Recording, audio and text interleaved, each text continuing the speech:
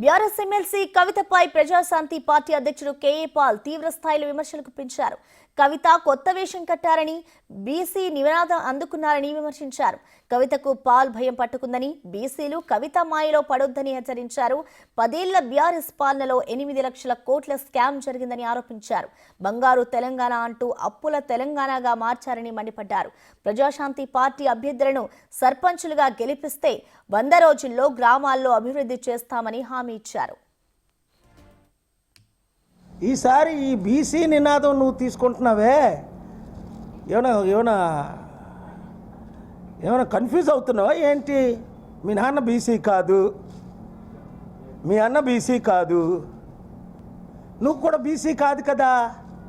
నువ్వు వెలమ దొరలు అంటారు, చాలామంది మిమ్మల్ని దొంగలు అంటున్నారు. 7 లక్షల కోట్లు అప్పు చేశారు మీ నాన్న, మీరందరూ కలిపి ఈ రాష్ట్రాన్ని దరిద్ర, అవినీతి, అక్రమ రాష్ట్రం చేసింది ఎవరు? బంగారు తెలంగాణని తీసుకొని 2014లో 1,50,000 కోట్లు మిగిలిన తెలంగాణ మీరు వదిలేటప్పటికి 7 లక్షల కోట్లు, అంటే మీ హాయంలో 8 లక్షల కోట్లు కనిపించట్లా. 3 లక్షల కోట్లు సంవత్సరానికి ఆదాయం. ఏమైంది? ట్రంప్ కూతురు వస్తే డ్యాన్సులు వేశారు. మోదీ, మీ నాన్న, నువ్వు, మీ అన్నయ్యన. ట్రంప్ కూతురు వస్తే, ట్రంప్ కాదు.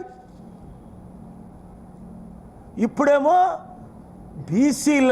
బీసీ నినాదంతో సర్పంచుల ఎలక్షన్కి వెళ్దామని. ఈ బీసీ బానిసలకు నేను ఒకటే చెప్తున్నాను, బీసీ బానిసలారా బయటికి రండి. హనుమంతరావుకి అనేకసార్లు చెప్పాను, లాస్ట్ మంత్ కూడా చెప్పాను. లాస్ట్ మంత్ కాదు, డిసెంబర్, ఈ మంత్లోనే.